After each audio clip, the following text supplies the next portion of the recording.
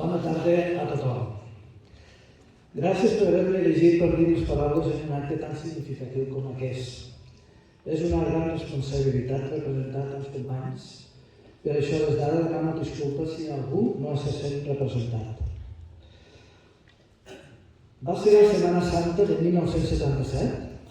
La residència de la Seguridad Social Virgen de la Cinta portava 6 mesos en funcionament, com diversos estudiants de Medicina de l'Hospital Clínic de Barcelona, amb el doctor Valles, el present i jo mateix, varen venir a parlar amb el doctor Cabré, Tolo Cabré, llavors cap clínic de Medicina Interna i que havia estat professor nostre a la facultat, per demanar-li poder assistir com a estudiants durant l'estiu. La seva resposta va ser immediata: ja us podeu quedar avui mateix. I així va ser. Des de llavors i fins a acabar la carrera, tots els estius, Setmanes Santes, Nadals, vam ser estudiants en pràctiques al servei de Medicina Interna. Alguns també hi van fer rotatori de Medicina Interna com jo mateix. En el meu cas, després de 5 anys a l'Hospital de Bellvitge tot fent l'especialitat, el doctor Bufill i el doctor Grau em van demanar venir a posar en marxa el servei d'aparell digestiu, i així des del gener de 1986 fins a la jubilació d'octubre de l'any passat. Segur que molts dels que ens han jubilat aquests 3 anys també tenim una llarga història al nostre hospital, o l'ICS. És per això que parlem del nostre hospital, perquè entre tots l'hem fet créixer i l'estimem. Hem treballat molts anys de la nostra vida junts, independentment del lloc de treball, i per això ens sentim com de la família. Hem tingut moltes vivències. No les explicarem totes.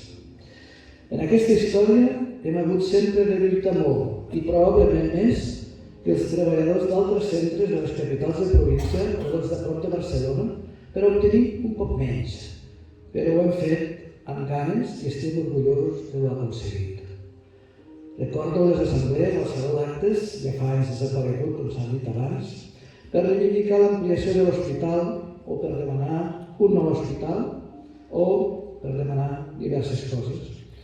I els viatges amb companys a Barcelona per anar a parlar amb diferents consellers, no sempre en èxit, però la implicació de les persones i la qualitat professional i humana del personal d'aquest hospital ha estat una constant. Espero i desitjo que els treballadors actuals i futurs segueixin lluitant per no deixar perdre l'ho aconseguit i a poder ser millorat. Els ciutadans d'aquestes terres s'ho mereixen. Durant aquests anys, l'evolució de l'atenció sanitària, i en particular del nostre hospital, ha estat enorme. Vàrem viure el pas de la sanitat des del Ministeri a la Generalitat de Catalunya l'any 1983, l'inici de l'ICS, l'Institut Català de la Salut, també l'aparició del Servei Català de la Salut l'any 1990, amb el que va significar la divisió de proveïdors, ICS i altres, i el garant de l'atenció sanitària a Catalunya, el Servei Català de la Salut. Ha evolucionat molt el nombre dels casos atesos, el nombre de personal, el creixement de les especialitats, el nombre de metges residents, l'aparició de la informàtica, que ho ha envaït tot. Hem viscut obres, ampliacions, remodelacions d'espais, nous equipaments. Ha evolucionat molt el tractament de moltes malalties. També hem viscut un canvi en la relació del pacient amb el personal sanitari, en aquest cas crec que per a pitjor. En definitiva, hem estat testimonis dels canvis probablement més significatius de la història de la medicina en una sola vida. I hem estat afortunats. Els últims quasi 3 anys amb la llei de pandèmia ens ha deixat esgotats. Ha estat un gran esforç per part de tot el món sanitari i hem resistit donant un gran exemple de professionalitat. Tot ha empitjorat els últims anys, a més per la manca de professionals que vulguin o es queden a treballar a les nostres terres. Alguns dels companys, lamentablement, ja s'han quedat pel camí i altres, ja jubilats, també ens han deixat. Vull expressar un record molt sentit per a tots ells. Per altra banda, des que arribem a la jubilació, crec que tenim una demanda al sistema o empresa.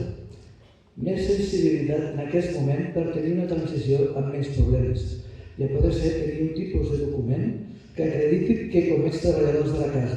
És a dir, que ens faciliti ser usuaris, que és el que més probablement serem a partir d'ara. Passar-se jubilat és un canvi en molts sentits. Molts diuen, és que ara tinc menys temps que mai, és que estic molt ocupat. I el que els passa a molts és que la gent del voltant es preocupen, que no s'avorreixen i els fan moltes suggerències. Podries anar a comprar, podries anar a buscar els nens, podries arreglar això, podries... Crec que tots estarem d'acord que sí, podem fer més coses que abans d'aquests tipus, però també podem disfrutar del temps a la nostra manera, amb els nostres hobbies o distraccions variades. Per exemple, tenim grup d'excompanys per fer una menjada de quan en quan, que és molt gratificant. També és cert que deixar de tenir una obligació tan clara com anar a treballar cada dia pot ser molt traumàtica, sobretot si no t'has preparat. Necessites altres il·lusions o simplement treballar d'una altra manera. Algunes d'aquestes activitats són implicar-se en plataformes, associacions, projectes, fer esport i sobretot no quedar-se sense il·lusions. Per acabar, voldria deixar un missatge als que segueixin treballant a l'ICS o a qualsevol lloc de la sanitat de les Terres de l'Ebre i també als polítics, que són qui decideixen els pressupostos. La qualitat de l'assistència sanitària futura del nostre territori passa per aconseguir tenir una unitat docent d'estudis de medicina i un nou hospital universitari aquí, al territori. Sense aquests dos grans però necessaris projectes no aconseguirem mantenir el coneixement, és a dir, les persones i ni els serveis sanitaris que ens mereixem. Bona jubilació i sort a tothom.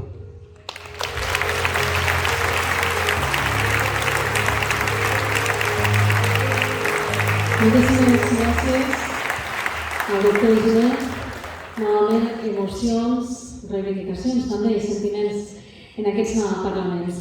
Hem escoltat ara fa uns moments el testimoni d'un dels professionals, d'una professional que fa 25 anys que treballa, en aquest cas, a la gerència territorial de les Terres de l'Ebre, però entre nosaltres es troben altres companys que també acumulen els mateixos anys d'experiència. Ha arribat el moment que tots aquells que durant l'any 2019, 2020 i 2021 van complir aquests 25 anys rebin un obsequi que en aquest cas és una litografia inspirada en una obra del ceramista jesusenc Joan Panisello i que per cert formen part d'una edició limitada. Per poder fer lliurament d'aquests obsequis demano la presència de l'escenari de la doctora Maria Ferrer, gerent territorial de l'Institut Català de la Salut a les Terres de l'Ebre, de la senyora Esther Gavaldà, directora d'atenció primària, i de la doctora María José Baño, directora de l'Hospital de Tortosa, Verge de la Cinta.